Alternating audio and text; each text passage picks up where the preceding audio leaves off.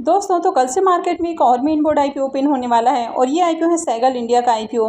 तो इसकी anchor list भी आ चुकी है। तो चले जानते हैं कि आईपीओ का एंकर लिस्ट कैसा आया है और इस आईपीओ में अप्लाई करना है या फिर नहीं करना है। तो चलिए वीडियो को शुरू करते हैं।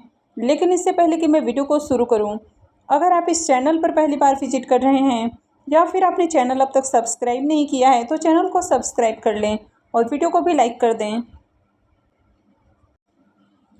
तो सबसे पहले सैगल इंडिया आईपीओ के डिटेल्स को देखें तो आईपीओ 1 अगस्त यानी कि कल से ही खुलने वाला है और 5 अगस्त को क्लोज होगा। फेस वैल्यू 5 रुपये पर शेयर है और बुकिंग प्राइस 401 रुपये रखा गया है। आईपीओ में 37 शेयर्स का लॉट होने वाला है। आईपीओ के साइज को देखें तो आईपीओ 1252.66 करोड़ का है। तो ये भी थोड़ा बड़ा आईपीओ है। इसमें 684.25 करोड़ के फ्रेश इशू हैं और 568.41 करोड़ का ऑफर फॉर सेल रखा गया है। इस आईपीओ में एम्प्लॉयज़ के लिए 38 रुपीज़ पर शेयर डिस्काउंट दिया गया है और ये मेन बोर्ड आईपीओ है। तो कंपनी बीएसई और एनएसई के ऊपर लिस्ट होने वाली है। आईपीओ के रिजर्वेशन पोर्शन को देखें तो क्यूआईबीज के लिए इस आईपीओ में 50% का पोर्शन है, रिटेलर्स के लिए 35% और एचएनआईज के लिए 15% का पोर्शन दिया गया है। अब आईपीओ कल से ओपन होने वाला है, लेकिन आज ही एंकर इन्वेस्टर्स की ओर से इसमें बिडिंग देखने को मिली है। तो चलिए इसके एंकर लिस्ट को भी देख लेते हैं। अब इस आईपीओ के एंकर लिस्ट को देखें तो आईपीओ के एंकर लिस्ट में कई सारे नाम आपको देखने को मिल रहे हैं, यानी कि यहाँ पर भी देखें तो यहाँ पर भी बहुत सारे एंकर इन्वेस्टर्स आए हैं। अगर total number of anchor investors को देखें तो यहाँ पर टोटल 29 एंकर इन्वेस्टर्स आए हैं। तो इसमें भी आपको एफआईआईज, डीआईआईज और साथ में म्यूचुअल फंड्स कंपनियाँ देखने को मिली है। अगर इसमें म्यूचुअल फंड्स कंपनियों की बात करें तो 9 डोमेस्टिक म्यूचुअल फंड्स कंपनियों की ओर से 13 स्कीम्स के जरिए आईपीओ में पैसे लगाए गए हैं, यानी कि 13 म्यूचुअल फंड स्कीम्स की ओर से आईपीओ में पैसे लगाए गए हैं। हालांकि बहुत हाई डिमांड एंकर इन्वेस्टर्स की ओर से देखने को नहीं मिली है, लेकिन फिर भी देखें तो बढ़िया एंकर लिस्ट है। इस कंपनी के बिजनेस को देखें तो ये एक इंफ्रास्ट्रक्चर कंस्ट्रक्शन कंपनी है। तो कंपनी स्पेशलाइज स्ट्रक्चरल प्रोजेक्ट के ऊपर काम करती है, यानी कि company road, flyover bridges, railway overpasses, tunnel, highways, expressway, runways, तो इस तरह के जो बड़े बड़े प्रोजेक्ट हैं तो उनके ऊपर ये कंपनी काम करती है। जुलाई 2024 तक देखें तो ये कंपनी 24 रोड और हाईवे प्रोजेक्ट के ऊपर काम कर चुकी है। तो इनमें से देखा जाए तो 16 ईपीसी प्रोजेक्ट हैं, एक हैम प्रोजेक्ट है, इसमें 5 ओएनएम प्रोजेक्ट हैं और 12 इसमें आइटम रेट प्रोजेक्ट हैं। और अभी भी इस कंपनी के 18 ऑनगोइंग प्रोजेक्ट देखने को मिल रहे हैं, जिसमें से 13 ईपीसी प्रोजेक्ट है और 5 हैम प्रोजेक्ट है। इस कंपनी के बिजनेस को देखें तो कंपनी इंडिया के कई स्टेट्स में काम करते हुए देखने को मिल रही है। तो इसमें पंजाब, हरियाणा, राजस्थान, उत्तर प्रदेश, हिमाचल प्रदेश, जम्मू एंड कश्मीर, झारखंड, दिल्ली, महाराष्ट्र और बिहार देखने को मिलता है। और इस कंपनी को इसके काम के लिए कई सारे अवार्ड से भी रिकॉग्नाइज किया जा चुका है। 2020 में इस कंपनी को किम करेन अमृतसर प्रोजेक्ट के लिए नेशनल हाईवे एक्सीलेंस अवार्ड की ओर से गोल्ड अवार्ड दिया गया। वहीं पर 2021 की बात करें तो रामदासपुर गुरदासपुर प्रोजेक्ट और इसके अलावा करतारपुर साहिब प्रोजेक्ट के लिए इस कंपनी को नेशनल हाईवे एक्सीलेंस अवार्ड की ओर से स्पेशल अवार्ड से रिकॉग्नाइज किया जा चुका है। अब इस कंपनी को हाल ही में मेट्रो का भी काम मिला है, यानी कि रेल प्रोजेक्ट के ऊपर भी कंपनी काम कर रही है। और खासकर बात करें तो नेशनल हाईवे के ऊपर भी कंपनी काम कर रही है। तो कंपनी एक नीश सेगमेंट में भी आपको देखने को मिल रही है। तो कंपनी का बिजनेस देखा जाए तो काफ़ी अच्छा है, लेकिन फिर भी यहाँ पर देखा जाए तो काफ़ी कॉम्पिटेटिव ये सेगमेंट है। कंपनी के फाइनेंशियल को देखें तो यहाँ पर फाइनेंशियल 22, 23 और 24 3 सालों के कंप्लीट फाइनेंशियल हैं। तो कंपनी के एसेट को देखें तो ईयर ऑन ईयर कंपनी के एसेट में जंप देखने को मिली है। कंपनी के रेवेन्यू को भी देखें तो साल दर साल कंपनी का रेवेन्यू भी इंक्रीज हुआ है।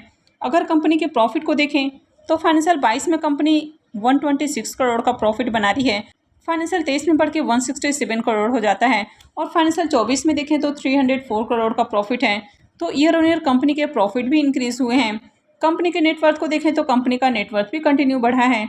और अगर कंपनी के बोरोइंग्स की बात करें तो कंपनी का जो डेट है वो भी इंक्रीज हुआ है, यानी कि फाइनेंशियल 22 में कंपनी जहां 652 करोड़ के कर्ज के ऊपर थी, अभी देखें तो 1811 करोड़ का कंपनी के ऊपर कर्ज देखने को मिल रहा है। तो कंपनी का कर्ज बढ़ा है। अब यहाँ पर देखें तो कंपनी का रिजर्व देखने को नहीं मिल रहा है, लेकिन इसके डेट टू इक्विटी रेशियो को देखें तो ये 1.17 का है। तो इसका मतलब है कि कंपनी के ऊपर डेट काफ़ी हेवी है। वैसे यहाँ पर कंपनी आईपीओ से जो फंड रेज करने वाली है तो उसमें से 413 करोड़ रुपए कर्ज के भुगतान के ऊपर खर्च करेगी, लेकिन यहाँ पर कंपनी इसका यूज़ अपने ऊपर जो डेट है, इसके अलावा इसकी जो सब्सिडरी कंपनी है तो इन दोनों के डेट के भुगतान में करने वाली है। तो कंपनी के ऊपर आगे भी डेट आपको हेवी ही देखने को मिलेगा। तो यहाँ पर भी कंपनी के डेट को छोड़कर बाकी के फाइनेंशियल अच्छे हैं। कंपनी के मार्केट कैप को देखो तो 6,985 करोड़ का मार्केट कैप है, यानी कि स्मॉल कैप साइज की कंपनी है। ROE 33.57 का है, तो ये काफ़ी बढ़िया है। ROC भी 31.98 का है, तो ये भी अच्छा है। डेट टू इक्विटी रेशियो 1.17 का है, तो कंपनी के ऊपर कर्ज बहुत ज़्यादा है। रिटर्न और नेटवर्थ को देखें तो ये भी 33.57 का है, तो ये भी काफ़ी अट्रैक्टिव है। और पैट मार्जिन भी बढ़िया देखने को मिल रहा है, ये भी 10.05 का है। अब यहाँ पर कंपनी के पी मल्टीपल को देखें तो ये 20.67 का है, तो कंपनी सस्ते प्राइस के ऊपर नहीं आई है, तो कंपनी ओवर वैल्यूड प्राइस के ऊपर आती हुई देखने को मिल रही है। ऑब्जेक्टिव की बात करें कि कंपनी IPO से जो फंड रेज करेगी तो उसका यूज कहाँ करेगी, तो सबसे पहला यूज है परचेज ऑफ इक्विपमेंट। तो यहाँ पर इक्विपमेंट खरीदने के लिए कंपनी 99.79 करोड़ रुपये खर्च करने वाली है। सेकेंड हो जाता है रीपेमेंट और प्रीपेमेंट, तो इसके लिए ऊपर कंपनी 413.40 करोड़ रुपये खर्च करेगी, तो इससे कंपनी के ऊपर जो कर्ज है, इसके अलावा इसकी जो सब्सिडरी कंपनी है तो उसके ऊपर जो कर्ज है, तो इन दोनों के भुगतान के ऊपर खर्च करने वाली है। IPO के लॉट साइज को देखें तो IPO में 37 शेयर्स का लॉट है और एक लॉट के ऊपर इन्वेस्टमेंट अमाउंट 14,837 रुपये रहने वाला है। तो इस IPO में अगर आप रिटेल पोर्शन में अप्लाई करते हैं तो एक लॉट से लेकर 13 लॉट तक अप्लाई कर सकते हैं। वहीं अगर आप 14 लॉट से 67 लॉट तक अप्लाई करते हैं तो फिर आप small HNIs portion में आते हैं, और अगर आप 68 लॉट या इससे ज़्यादा के लिए अप्लाई करते हैं तो फिर आप big HNIs portion में आते हैं। इस कंपनी में प्रमोटर्स की होल्डिंग अभी 99.99% है, और IPO मार्केट में लिस्ट होने के बाद कंपनी के प्रमोटर्स की होल्डिंग कम होने वाली है। तो चलिए देख लेते हैं कि इसका प्रीमियम अभी किस प्राइस के ऊपर ट्रेड कर रहा है और कल आपको इस IPO में अप्लाई करना है या फिर नहीं करना है। सैगल इंडिया IPO के प्रीमियम को देखें तो इसका प्रीमियम जहां गिरकर 70 रुपीज़ के ऊपर देखने को मिला, अब फिर से इसमें एक उछाल देखने को मिल रहा है। तो थोड़ी देर पहले इसका प्रीमियम जहां 85 रुपीज़ के ऊपर ट्रेड कर रहा था, अभी 89 रुपीज़ के ऊपर देखने को मिल रहा है, और IPO में 37 शेयर्स का लॉट है। तो इस IPO से 3,293 रुपये एक लॉट से प्रॉफिट हो सकता है।